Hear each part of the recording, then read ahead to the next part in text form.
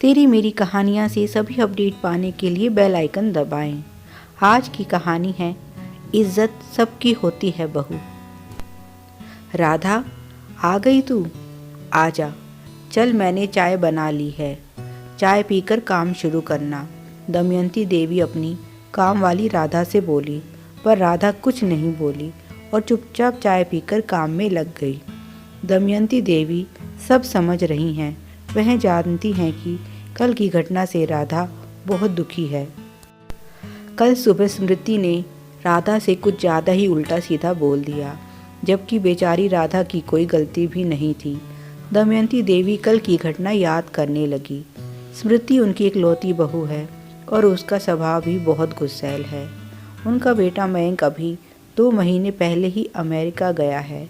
उसके जाने के बाद तो स्मृति की चिड़चिड़ाहट और भी ज़्यादा बढ़ गई है। दमयंती देवी सब समझ रही हैं। स्मृति और मयंक ने लव मैरिज की थी और दमयंती देवी ने खुशी खुशी इस शादी को स्वीकार कर लिया। वे जानती हैं स्मृति स्वभाव की ज़रूर गुस्सैल है, पर दिल की बहुत अच्छी है। वह उनकी बहुत इज्जत भी करती है। स्मृति अपने माता पिता की इकलौती संतान है, शायद इसी वजह से वह ऐसी है। दमयंती देवी जी एक रिटायर्ड अध्यापिका हैं। पति को गए हुए अभी 2 वर्ष ही हुए हैं। मयंक की शादी से पहले ही एक दुर्घटना में उनका निधन हो गया था। स्मृति और मयंक दोनों ही बहुत महत्वाकांक्षी स्वभाव के हैं। दोनों एक ही कंपनी में काम करते हैं। अभी 2 महीने पहले ही मयंक को प्रमोशन देकर अमेरिका भेज दिया गया।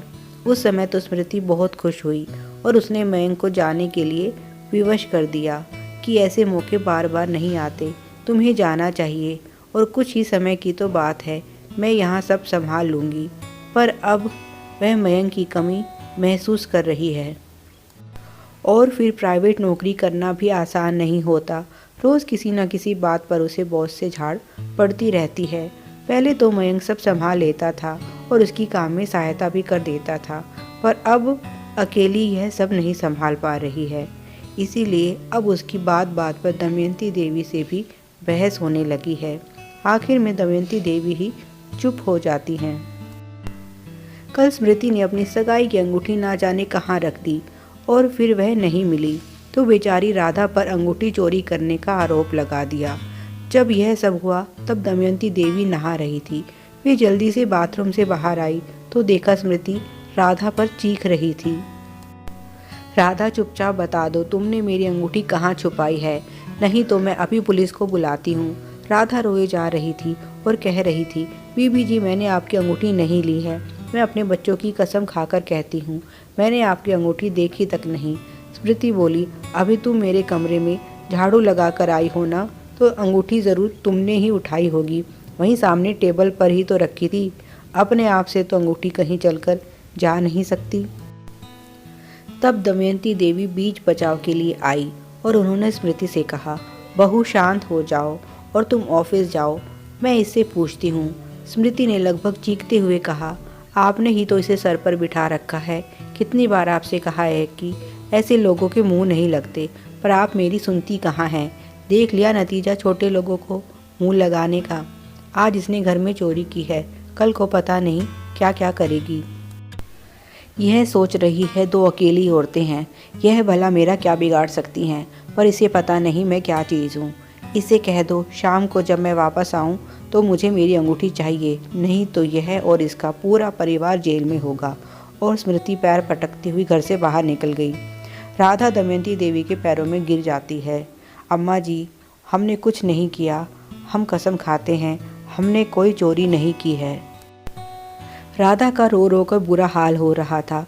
दमयंती देवी ने उसे उठाया और उसे पानी पिलाकर शांत करवाया और फिर बोली, मैं जानती हूँ राधा, तुम ऐसी नहीं हो। ज़रूर बहू की अंगूठी यहीं कहीं गिर गई होगी। चलो हम दोनों मिलकर ढूंढते हैं। दमयंती देवी का अंदाज़ा सही निकला। स्मृति की अंगूठी वहीं टेबल के नीचे गिरी मिली। शायद स्मृति ने अंगूठी ठीक से देखी ही नहीं और आकर सीधा राधा पर चिल्लाने लगी। अंगूठी मिलते ही राधा के चेहरे पर खुशी लौट आई और वह बहुत खुश हुई, पर आज राधा का चेहरा लटका हुआ है। दमयंती देवी सब समझ रही हैं और आखिर में राधा ने चलते समय कह ही दिया, अम्मा जी मेरा हिसाब कर दो, मैं अब यहाँ काम नहीं करना चाहती। दमयंती देवी कुछ नहीं बोली। उन्हें इसी बात का डर था और उन्होंने चुपचाप राधा का हिसाब कर दिया। शाम को जब स्मृति ऑफिस से लौटी तो दमयंती देवी ने उससे कहा, किसी नई काम वाली को खोज लो बहू, राधा काम छोड़कर चली गई है। स्मृति बोली, क्यों, क्या हुआ? अच्छा, मैं सब समझ गई। इन लोगों के पैतरे, वह चाहती है कि हम उसके पैसे बढ़ा दें। कल जो हुआ वह उस बात का फ़ायदा उठाना चाहती है। दमयंती देवी बस इतना ही बोली। इज्जत सबकी होती है बहू।